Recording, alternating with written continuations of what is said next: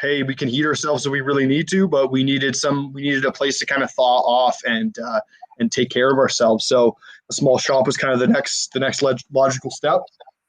Um, and we got set up in a shop, and you know, piece by piece, little parts started coming, wheel balancer, tire machine, really basic models at that. We were on a tight budget, and we didn't know if we were going to make it. And I think the first real big accomplishment for the business, for my dad and myself in that first year, was just getting through that first year and that first winter time. We started in April, and making it through till the following April, and still being employed was awesome. And that was kind of that was a big hurdle in itself. It felt like forever to get there. See, the key is the humble beginnings, Mm-hmm. where you know for a fact that you're going in with a very low budget and Yeah. taking it one step at a time, and not Totally. just expecting to be $1 million company from the get-go and expecting to have investors to get you up and running. Absolutely, man. You've got it. It was, I mean, like, we didn't go to school for business, and I'm probably gonna have to plug my phone in at some time. I got 10% battery left, guys. I'm sorry, but anyways, yeah, starting small, and kind of believing in ourselves, and you know, we were speaking about this a little earlier, but like, we were a good duo, and it's good to have someone that's got your back. I had my dad's back, he had my back. We were able to cover a lot of ground together.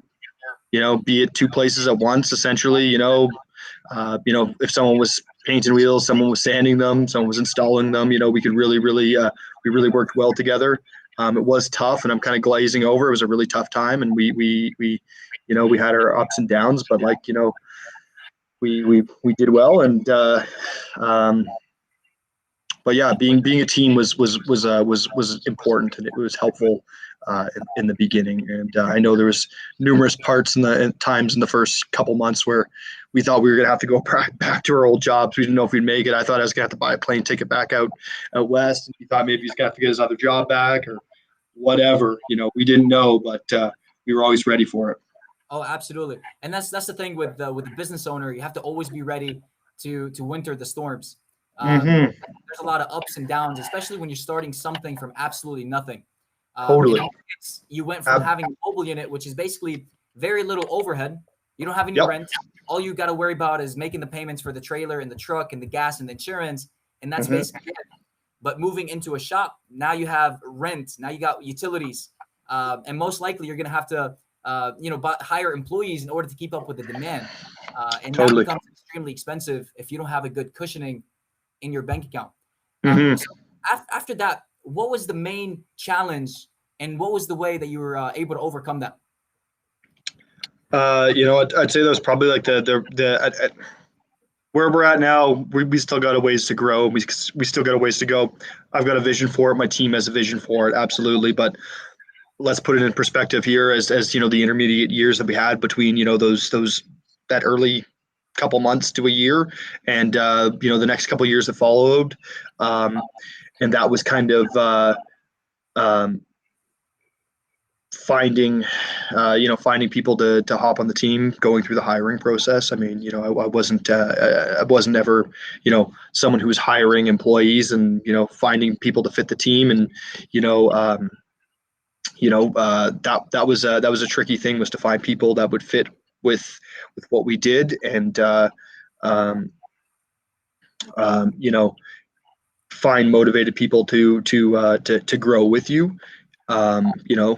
Be a judge of character, continue to develop the business, make those relationships with clients. And I mean, here's a great thing. Was just dialing in the process.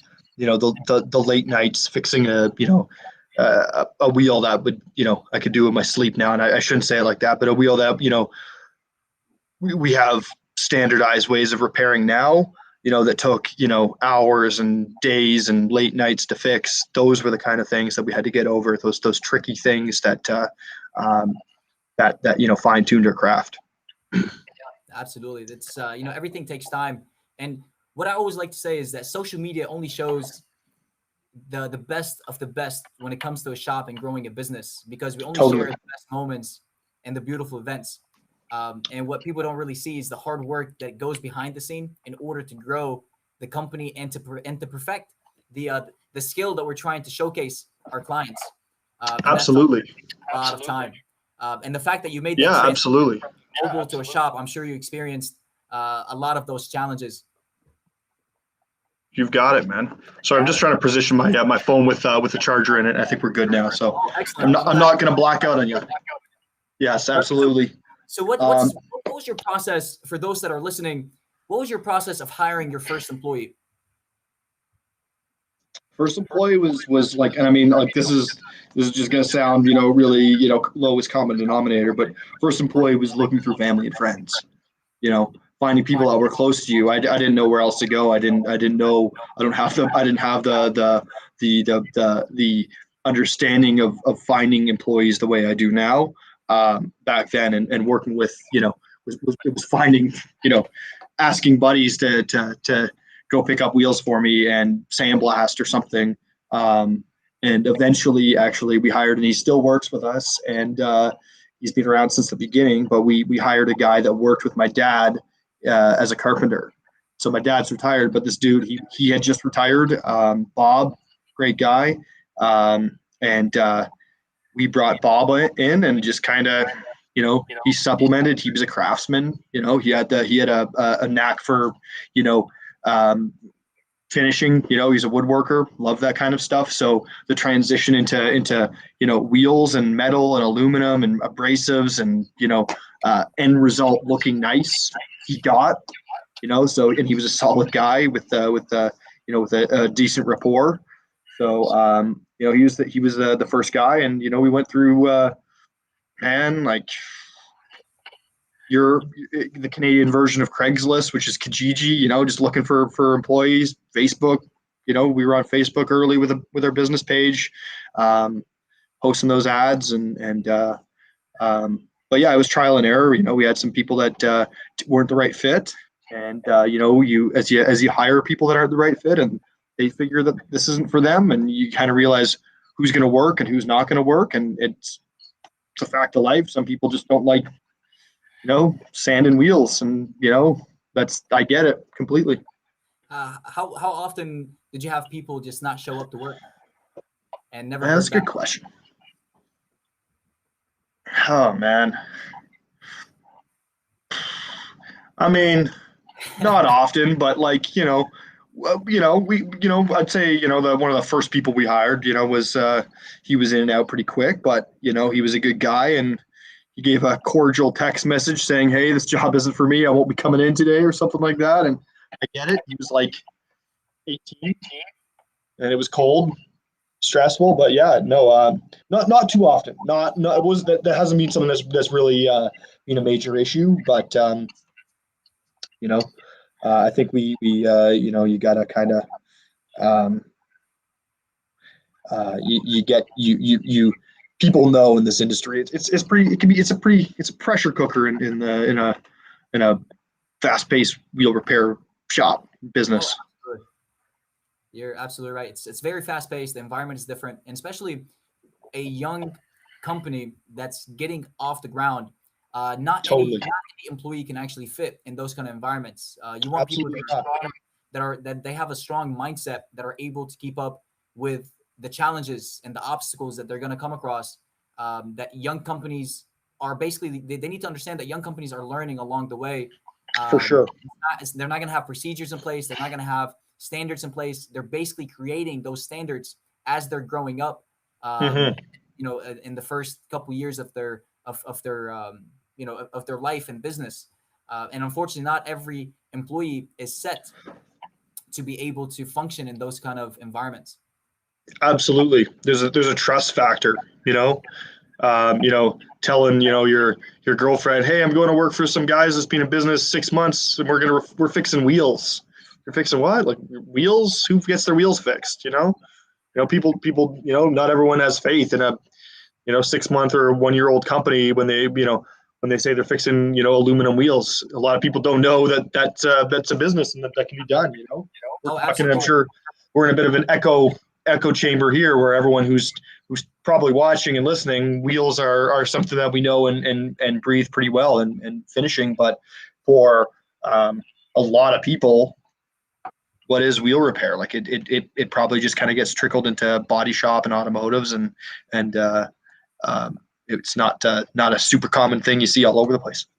Oh, absolutely. And that's why for us, when I first started RTP Customs in 2015, mm-hmm. I concentrated very strictly on social media, and I realized that a lot of clientele had no idea what wheel repair was all about. And that was my mission, to actually educate at least the people that live nearby, that you don't have to replace your wheel. You can simply get it repaired, powder coated, and it can be restored to look and function like a brand new wheel at a fraction of the cost. And that's the power. You've done an awesome job. To, you're able to give out all that information without having to, you don't have to pay to be on TV. It's free media, and we have to utilize it so well. What's your strategy for marketing your company and getting that word out there? I'm not going to say I'm the best social media user, but absolutely, social media is something, and it's very important. A Facebook page, a business Facebook page, it's great. Who doesn't use Facebook? 90% of people. Maybe that's a number I'm pulling out of my hat here, but a lot of people use Facebook. So basic social media, if you've got your finger on the pulse, and social media is something that you know about, like it's very important for a business. But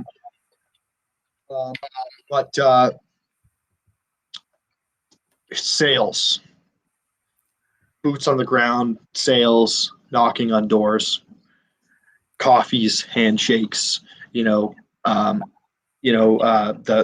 those are some basics too, is consistently asking people and getting your name out there. And we started, like, when we started doing wheels, we were literally doing, like, wheels that no one else wanted to touch. We were doing the really, really totally, we were doing the corroded wheels, learning to do them by hand. We had none of the tools we have now, none of the skills we had now, but that's where we started. And,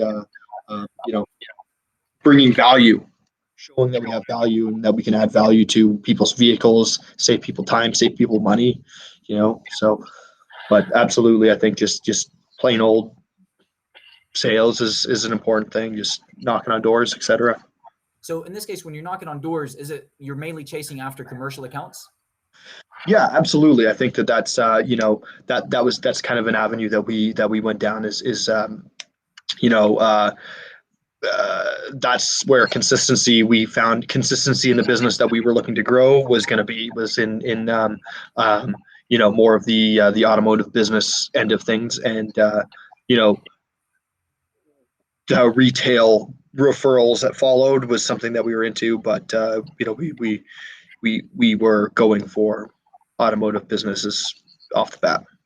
Okay. All right. Excellent. So for those that are listening right now, like for example, Pro Finish, one of our great friends, and a lot of the wheel repair companies that are listening to us, what strategy or advice would you like to give them in order for them to gain some of the big body shops or dealerships that are in their area?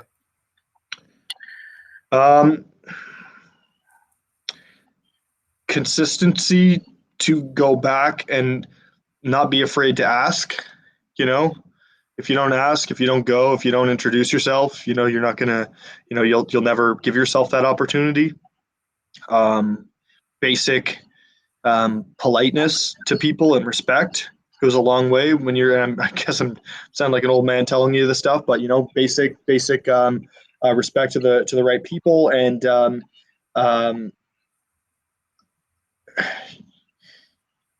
you generally have, you got to do it right the first time. So that can be one of the scariest things, is when you if you get something that you're in over your head with, and you got to stick it through. If you make a mistake 4 times and you're repairing the same repair till 4 a.m. to make that customer happy, that's how I did it. It was banging that paint match out, working to make sure that worked, and that wheel came back, and that the customer didn't have wasn't dissatisfied with your work, because if they're not, if your work's not good, then they're not gonna call you back.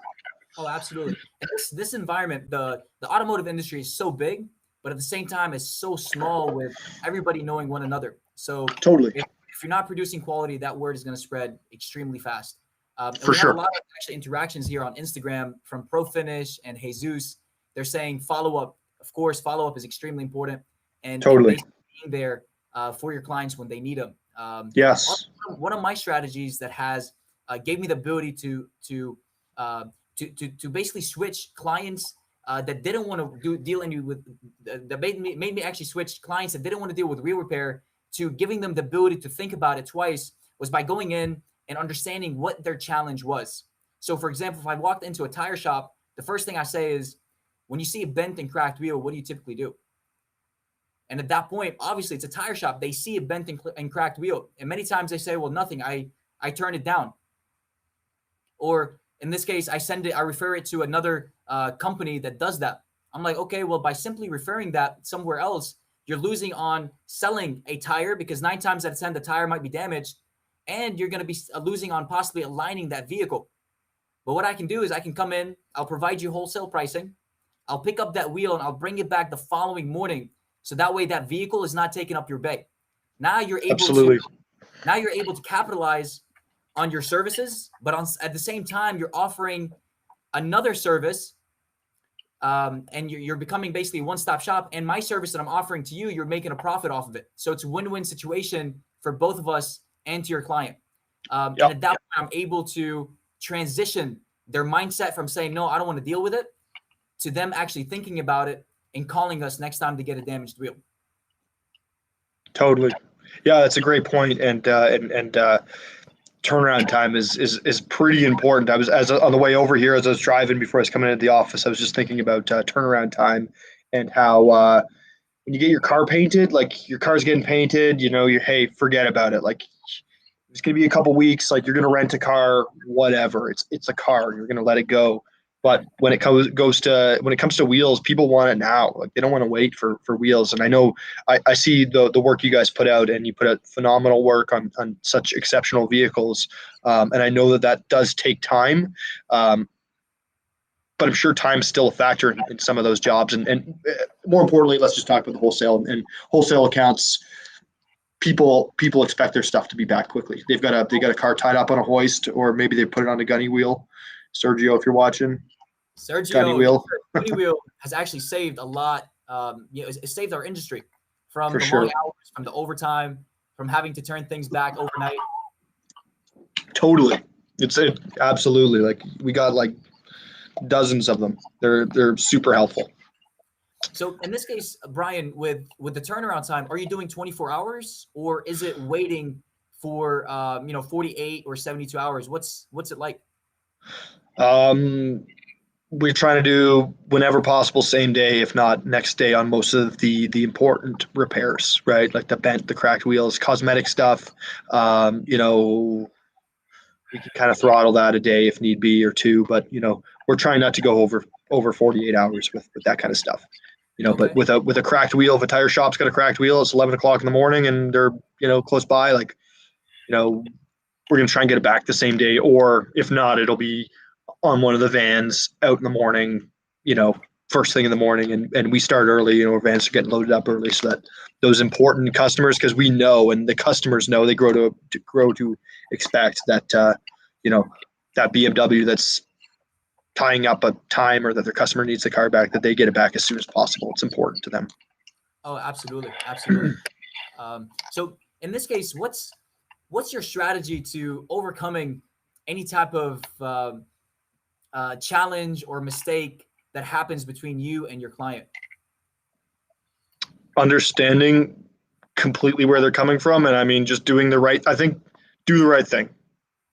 Do the right thing. What does that mean? I can't tell you. I don't have a playbook that I go by, but it's do the right thing. If they're dissatisfied with the work, you can fix it, make it right.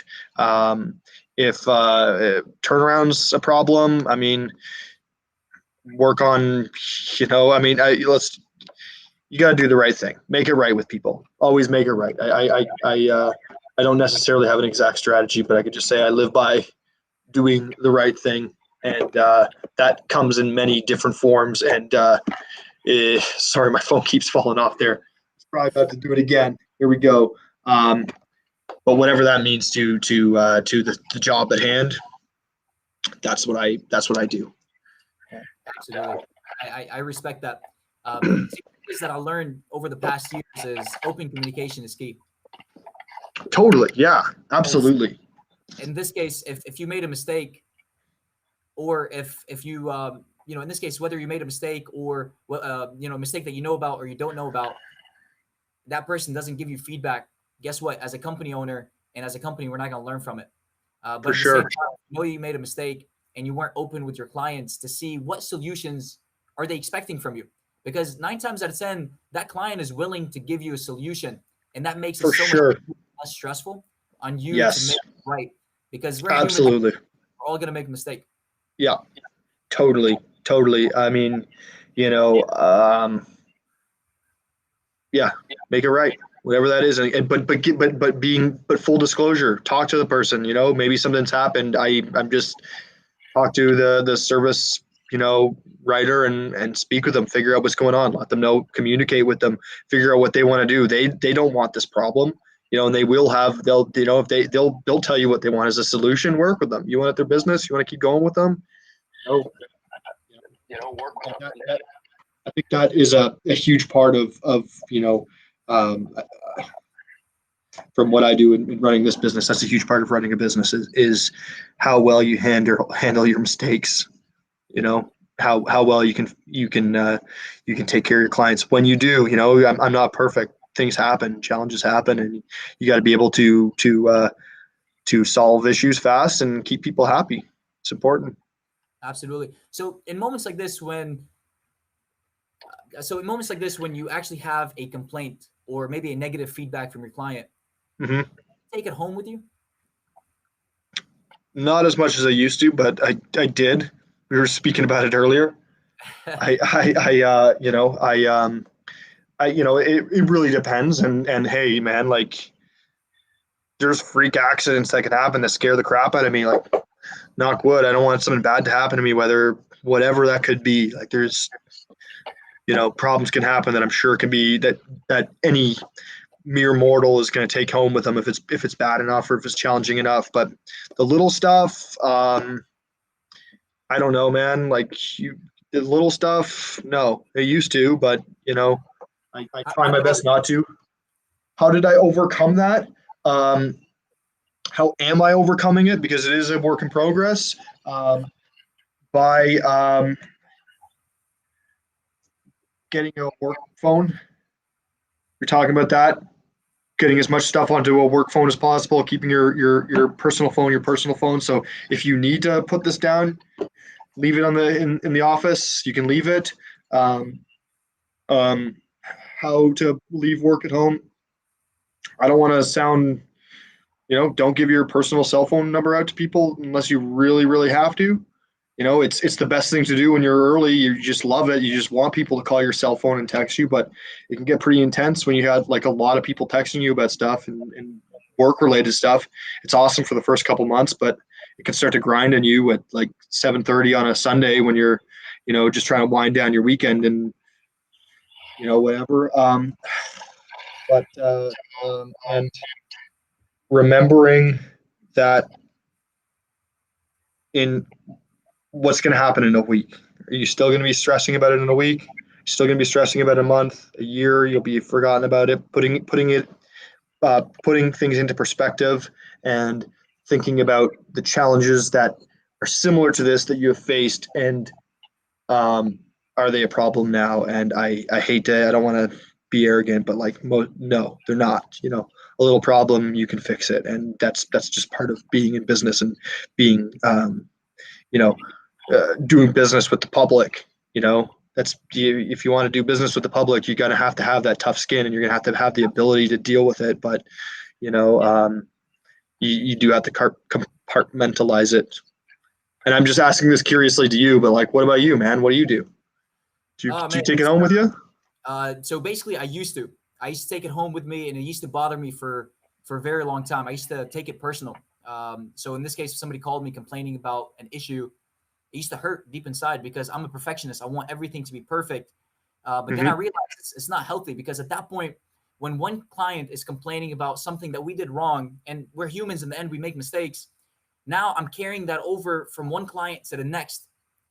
That next person that comes after them, it's not their fault that I'm going to treat them based on how I was treated with the previous client. So I had to realize that I need to change my attitude. I need to change my mindset. And I actually started doing that by writing out a list. I actually have it right here. It's hanging in my office. So I have this list, and it says customers never leave, or customers leave happy. That's basically what it says. And I have all the customers that we made mistakes with. Maybe the quality wasn't right. Maybe the due date was not met. You know, in the end, we're humans that we make mistakes. But I wrote their names out, and underneath them, I did exactly what action I took. I wrote what the actions I took, and I realized that I did everything in my power to make that customer happy and to make the situation better. And I started realizing that anytime a bad situation comes up, I need to realize that I'm in control. I have the ability to make it better. I have the ability to overcome it. I have the ability to learn from it.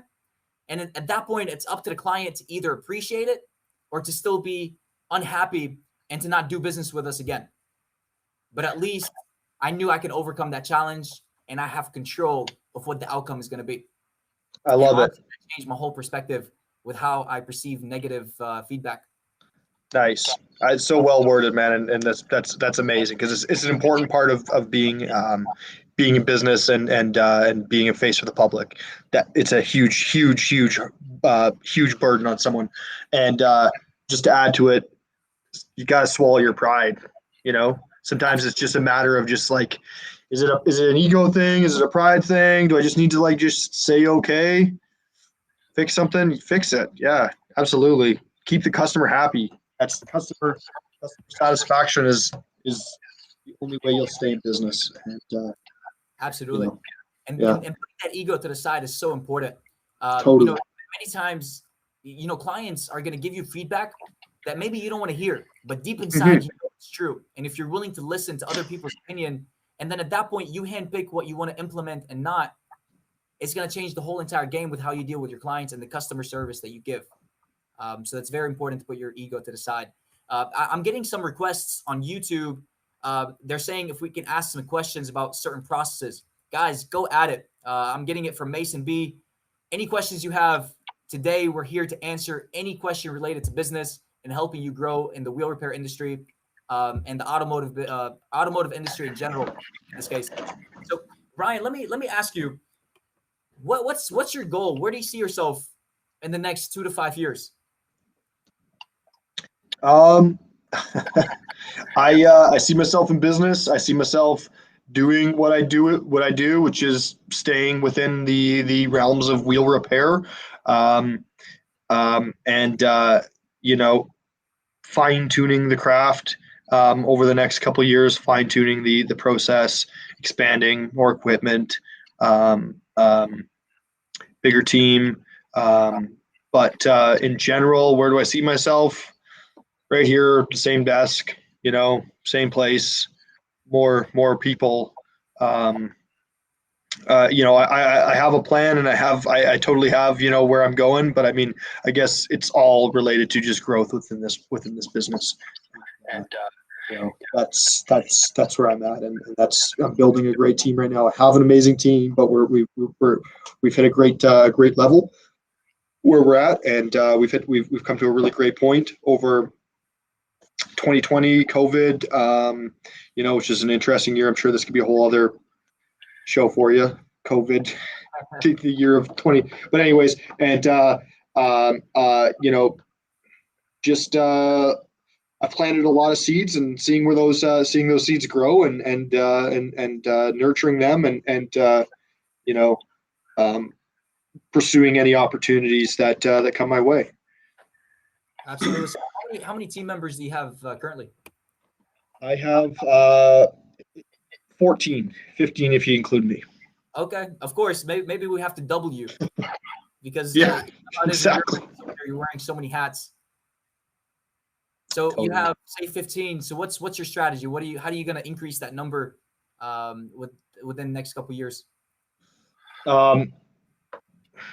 Sales, man, selling, going out there, selling, finding more accounts to that like our work. Sales is number one. Building a strong sales team, which I'm currently doing. Getting that into specialized people's hands. Expanding any bottlenecks within my shop so that we're able to withstand the waves of work that happen. I mean, I would consider that in business and in the wheel business, I see it sometimes like waves, man. Like just you get hit with a wave of wheels and you just kind of got to ride them through, push them through. Waves happen, but anyways, waves. Night shift, it's always the dream. The big reman plants. Opening up a night shift is never out of the question. Those are some of the big things. So sales, opening up bottlenecks that I've identified. There are bottlenecks within the business, but I'm not doing it all tomorrow. I'm not. It takes time to that takes money and time, and there's certain risks, certain things that I'm willing to take, and it's a fine balance. And there's people who are better strategists and better risk takers than others. I'm taking it at the pace that I see fit, but I've calculated my risks and strategy, and it's about growth in a way that I feel like I can and my team will be able to manage. Absolutely, that's always important. So what's your biggest bottleneck right now on your production line? Painting. Okay. Do you do liquid, or are you also implementing the powder? Both. We do both. Painting is a, and hey, I love powdering. I'm not a master at either, but I know them both very well, and I've applied a lot of each. But I find that painting is a skill, and it takes a lot of time to get the skill in that hand into the hands of people, and it takes time. So painting's where some of the wheels are at, and that's where some of those tricky finishes come from, hyper silver, etc. And hyper silver, that's a tough one right there. So I got a question in from Jesus. He's asking, what is your biggest investment on your production line or within your company that actually sets you apart from your competition? It's a good question. What's the biggest investment in my business that sets me apart? That's probably I get where you're at, and that's the big ticket items. What are they? I mean, hey, I can answer that. What would you say, Sam? What do you got? What's a big thing on you? Well, basically, my people for sure. Team for sure. The team. Without the team, you can have the best machines on the production line and not be able to produce and keep up with the quality service that you strive for. Mm-hmm. Yeah, I'm currently, I'm putting a big investment on individuals currently, and it's a big investment. And it's February. I don't know what business is like in Georgia in the wintertime. Over the years, it's gotten more consistent, but December, January, February, where I'm at currently, those are the months that are typically the slowest time of year for me. So it gets a little bit scary, February. We've had a couple slow months before us. We're in February, it's dark days, it's cold. You can get inside your head. And I'm investing in guys through the pandemic, and I'm kind of, I see a vision, I see where I want to go, but we're not turning dollars like we can in some of the busier months, and that's some of the biggest investment is the people, because without those people and the future, the investing in the future, which is people, you know, I'll be the same or shrink, you know, in 6 months, a year. So Absolutely. So in this case, when you're investing on your production line, do you recommend paying all cash or do you actually take out loans? that's a great question. I think that is really, really variant on the individual and the circumstances that you are in at the time of the potential purchase that you are at. My brother-in-law is has an MBA, smart guy, knows business really well. If I asked him that question, he'd probably say exactly what I just said there. You know, it's really variable. You know, hey, what's my accountant going to say? You know, it depends on what you've got in the bank and what you're, you know, what the incentive, what's the incentive cash to loans. You know, what's the interest rate at, and are you willing to part with that sweet cash if you have it? So um, case by case. If you've got the cash and it's burning a hole in your pocket, that's why you're in business, is to turn that money into more machinery, right, and more you know, more stuff for your business. Um, um, but sometimes you got to take a loan, man. Yeah, I'm paying loans for sure. You know, if I don't have to anymore, I won't do it. But yes, absolutely, some of those things you gotta take a loan for if you're willing to take that risk. But you need the cash flow to pay it. Oh, you're absolutely right. Cash flow is king, and without cash flow, nobody's going to trust. Um, nobody's going to trust in your business to even take that risk in giving you a loan. So that's why my number one strategy is to make sure that my numbers are 100% accurate when I'm filing taxes. And that's a lot. I think a lot of small business owners, they try to take a shortcut when they're filing taxes to eliminate themselves from paying the government. But Mm-hmm. I've realized that by simply showing every single number that you have, especially if you're making a profit, it gives you the ability to make a lot more money in the long run, because you can go to any bank at that point and show them your financials. They're going to trust that you're making money and you're going to pay them back. Yeah. Because as a young, small business, you're not going to grow by simply waiting for the cash to be right for you to invest in that machine that's going to be $50,000, $100,000. Me personally, for my personal preference, I think cash is king. Having cash in your pocket is what's going to save your business to keep its doors open. Because in this case, if you're not able to pay your employees, you don't have a business. Everything else can wait, but employees is what must be paid at all times, and also your suppliers and your vendors.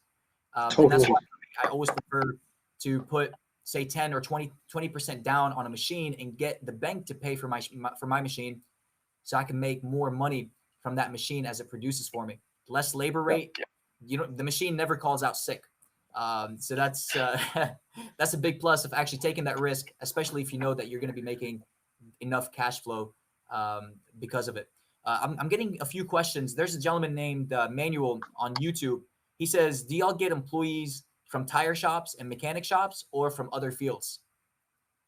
You want me to answer that question? I get anywhere. I personally think that a technically based guy is great. I wouldn't say specifically tire shops is where I'm looking for people. It's a great box on the resume. Okay, you know how to run a tire machine, but that does not mean that's not specifically what I'm looking for. Automotive based people, but it really depends. What are you looking for? Are you looking for a tire guy? Or are you looking for someone who has a attention to detail? Because that can come in a lot of different forms within a lot of different career paths. Could be a chef, you know, could be, a machinist, a welder, a fabricator, someone who's got a background in that stuff. So specifically, I don't have let's go back there, mechanic shops or other fields. If you're looking for an automotive, you're looking for a guy that's taking wheels off and running a tire machine and handling cars. Yes, I would look for someone who's in the automotive field. Um, but and I say this with the leaders of my team and anyone on my team, because man, I hate it. I'm an open book, but like I'm hiring based on people. People who I can I believe that I can build a strong relationship with. Um, that's a low hanging fruit for me. Just being able to, if I know that I can build a relationship with this individual, that's a huge plus. And two, I I got this weird vision that like my shop's like a culture. It's a jar. It's constantly evolving. Different people bring different spices to this culture, and the culture's getting better and better and better. And you want people that are going to add their little little spice to your culture, and add and build to your team. So if you see this person bring value, but he's I don't know, name some boring job. If he's that guy, but he's going to bring some cool value to your company, and you see a sparkle in him that could be awesome in a different, completely way, not from that boring job I said, bring him in. But to me, it's a culture, and I guard the culture of my team fiercely, and I don't mean you know, I guard the team. I guard that energy fiercely, and I believe in it fiercely. That there's a culture here that we're building, and it's important that it's positive and good, because my mom said to me, and it's so true, man. It sticks with me. Like, if you like the people you work with, the days at work go by so quickly, and if you don't, it's the worst. And I've been in positions where work was tough, and it's generally because of the people you're around. And I've been in places that I wish I was working at right now sometimes, because it's just great team members. So I try to bring that to my shop. That was a long tirade there. Anyways, honestly, the culture is extremely important. I completely agree with you, and you got to protect that culture as hard and as fierce as you possibly could, because one bad apple can actually ruin a lot within that production line. Totally. What I realized over the years that you have to hire people with the right attitude, and not the right skill, because skill can always be taught, but attitude cannot. So if that person comes in with a negative attitude, whatever you do, you're not going to change him if he's not willing to change. Whereas skill, you can always implement a new skill, a new process, a new procedure for them to get that job done. And by me, once I realized that, it completely changed the way I hire, and I interview, and the way I get to read people that are going to be part of my team. For those that are listening, if you guys are interested in sharpening your skill when you interview people, there's a book called A Motivational Based Interviewing. It's an amazing book. It walks you through the process to actually interview the people the right way, to look for certain traits. Again, that book is called A Motivational Based Interviewing. It honestly changed completely the way I interview people and the type of people that I hire into my organization. I love it, man. There's a gentleman on YouTube. His name is Mason. He said, "Do you powder coat other things for additional cash flow, or just focus on wheels and your niche?" That's a great question, and that's an awesome question. Yeah, I powder coat other things to keep my cash flow going. You can check out my story. I got we got a motorcycle frame up there, Harley frame.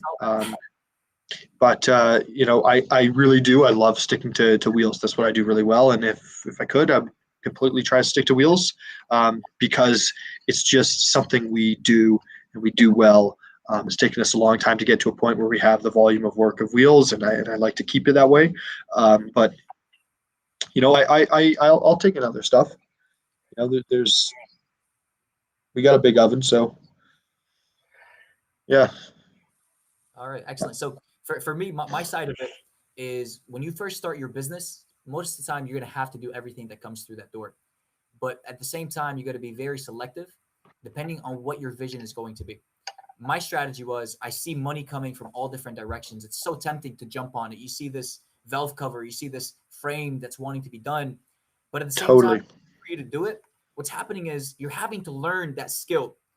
And that skill, if you learning it, it's taking you away from what you're really good at, and you're able to produce just like that in basically a fraction of the time of having to produce a part that you're not familiar with.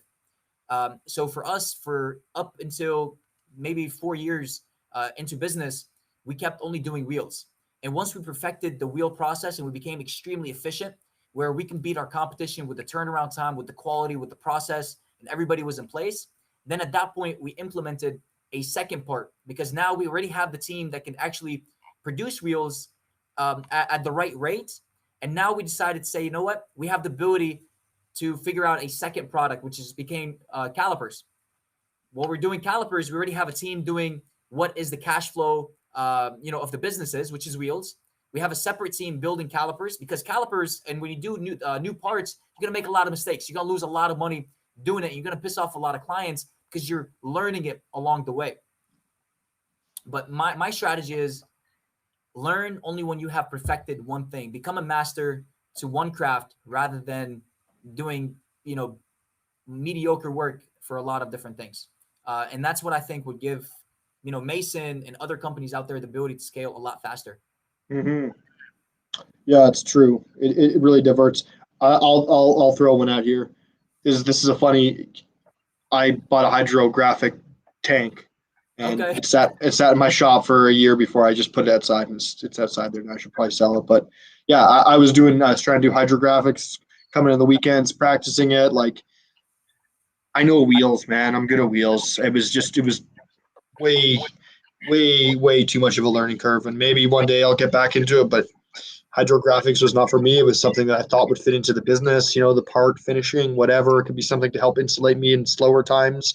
But I think it also kind of motivated me to want to stick to what I do well, and it really reinforced that point home. Unfortunately, I had to learn the lesson, but it's something that I won't forget, and I do wheels. That's what my business is, and that's what I stick to. And sometimes I think, do I got the blinders on? Am I is that does it sound foolish to say I only do this? I mean, I don't only do wheels. I do calipers. I do other parts, but wheels is number one for me. Absolutely. The thing is, if your market is big enough, I think you should have blinders, so that way you can stay focused on one thing.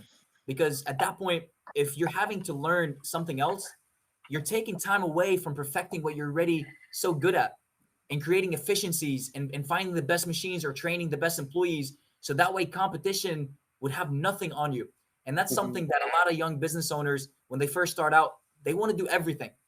So I know it's hard to stick to one thing, but guys, I promise you, if you stick to one thing and you perfect it, you're going to make a lot more money. And you're going to grow a lot faster in a lot shorter period of time. I like it. Yeah. So Mason actually has another question. Let's see what he says. Process in terms of powder coating wheels, you will use chemical strip of order. Is the prep process different? So he's asking, is the prepping process different if you're powder coating a wheel versus actually painting a wheel? Totally is. Yeah, absolutely. It is.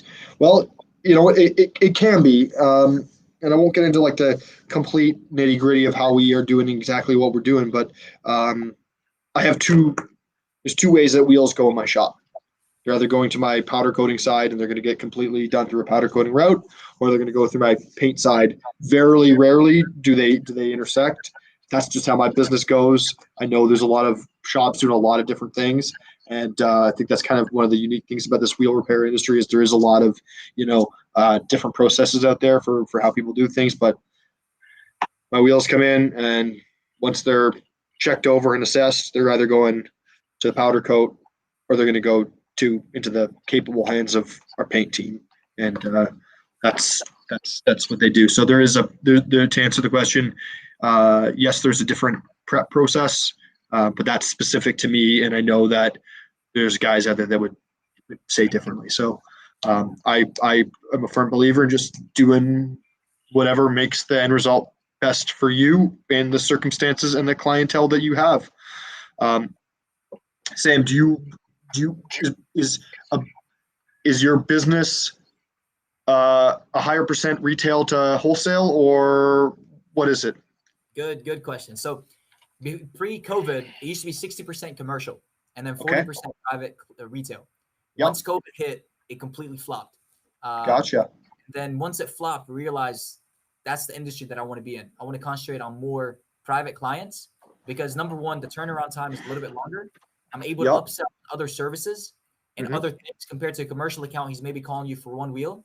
And number two, the profit margins is a lot higher at that point. I don't worry about the pickup and delivery cost. Yep. I have a delivery driver. I have a truck. I have insurance. I have gas. And plus, we're charging about 25% cheaper for a commercial account compared to a private client. So now it completely swapped. Now it's about 60% private and then 40% commercial. Love it. Cool. Yeah, that's great. There's totally a trade-off, when you deal with retail people, and when you deal with retail people, they take a larger chunk out of the interpersonal dealings of a business. Generally a retail client is going to take a lot more time communicating, pre and post and throughout the process. Wholesale client generally is a phone call or a text message or an email. It's, come get it. Thanks a lot. See you later. A retail guy, you're going to be, maybe not you specifically, but maybe it is you. You're going to be going through the color swatches, and you're going to be clarifying the fine details, upselling them, whatever. So there is that trade-off of that interpersonal dealing that you totally gotta get in, gotta be in for. I'm just gonna go grab a glass of water real quick, but I got my headphones in, and I'll be just like a quick second. Perfect. So you can still hear me? I can hear you. Awesome. So I have a gentleman. His name is John. He's from Brazil. So cheers, John. He said, "Is there any advice to keep the wheel in good shape, especially in wintertime?" One more time. Ask the question, please. So the question says, "Is there any advice to keep the wheel in good shape, especially in wintertime?" My advice is to have a winter set of wheels, which maybe sounds crazy to. You got winter sets of wheels in Atlanta, man? Man, luckily for here, it doesn't snow often, so there isn't much salt on the road, like up north. But to answer that question, I get that question from clients. The easiest answer for me is to have a different set of wheels or clean, often, But that's an interesting thing about our market. And I know, hey, you drive like 2 hours north from Atlanta and you're probably getting snow, but there's not a winter tire market in Atlanta. Like, do people buy winter tires and put them on their car? Yeah, but the only thing we use it for is, it rains a lot. But then in Atlanta, the minute it starts snowing just slightly, everything shuts down. Okay, we're just not used to it. Yeah, for sure. Yeah, but regarding the winter wheels, I do have a couple clients that have done that, but a lot of them have lived up north before. So they already know that, with the salt and the snow, they're more likely to get their wheels damaged. But we don't see it often. It's a massive part of this region, and I think anywhere where people get snow, it's a big part of this part of the hemisphere, is that when September, October, November, December, people are changing to their winter set of wheels. Tire changes are happening. People are finding bent wheels. People are finding cracked wheels. Wheels are getting corroded. A big migration of tires happens. Season to season, and so you see these kind of this influx and then this drop off and then this influx again, and it's a really big part of the market. Everyone's got say 70-80% of people have a set of dedicated winter tire and wheels, and I know there's probably some listeners and viewers that think, yeah, we got winter tires and sets of wheels, but I've been in Atlanta in the wintertime, and I see people driving slingshots with 36-inch wheels, so it's not, you wouldn't see it up here in December, January. Oh, I bet. Luckily here, the weather is forgiving compared to up north. Mm-hmm. But answering John's question, in this case, if he doesn't experience snow, if he's living in Brazil, maybe just soap and water. Honestly, that's what I recommend to a lot of my clients, especially if the wheels are well taken care of. If there's a lot of like corrosion and the clear coat is already deteriorated, honestly, there's nothing that you can do to get that gunk off. You have to strip it and rebuild it back up through powder coat. But soap and water is typically the best way.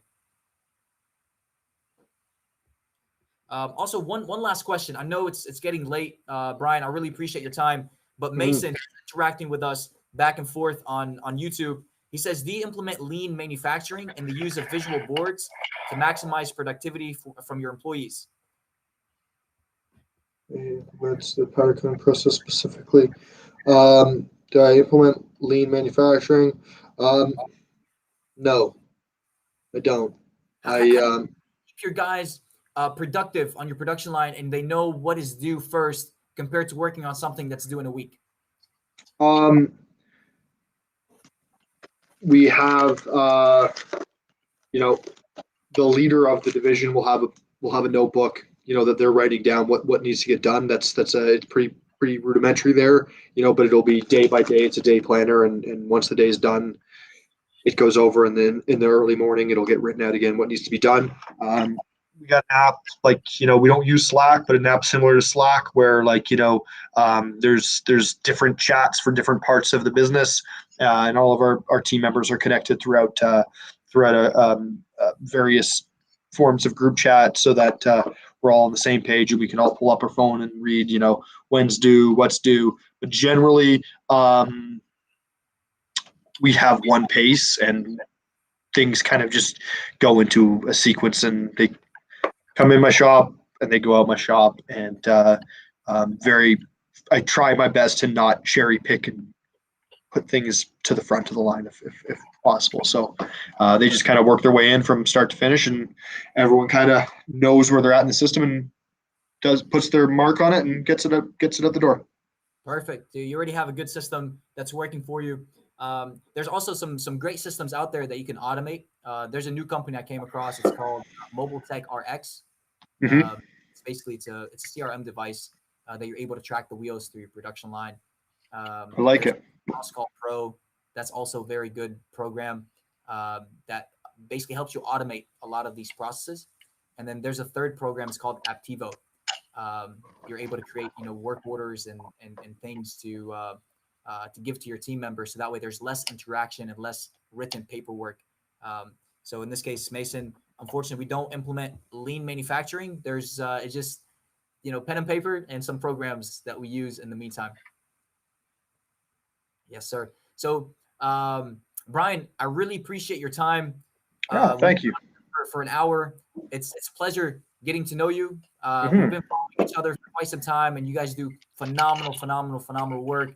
Before we get off, likewise, what would be one advice you would give to the young you that started back in 2012? Don't give up. Keep on going. Don't give up. Tough times happen, and you got to get through them. It's easy for me to say that, but honestly, there was times where I thought I was going to give up, and I did not. And so, don't give up. Work through it. Do the right thing. Those are the key things that I guess I live by. And, I'm not the best talker, or the best user of my words, but do the right thing and don't give up. Absolutely, amen to that. Well, totally. Brian, I appreciate your time. Pleasure. Yeah, my pleasure. You too. Hopefully, thank you. Canada, maybe I'll stop by and I'll visit you in person. Please do, man. And likewise, if I'm down in ATL, I'll hit you up. Awesome. Well, I appreciate your time. Thank you. And best of luck in your business. Thank you. You too, man. Thank you. Good night. Yeah, you too.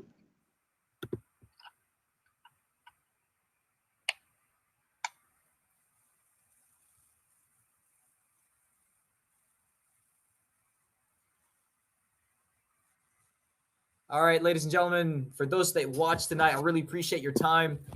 This is basically what we're going to be doing. We're trying to create a community around the wheel repair industry, so that way we can help small business owners automate their business, build a business where they're not having to be there, where they have time freedom by simply interacting with other wheel repair companies, see what strategies they use to help them scale and overcome some challenges that you might be going through.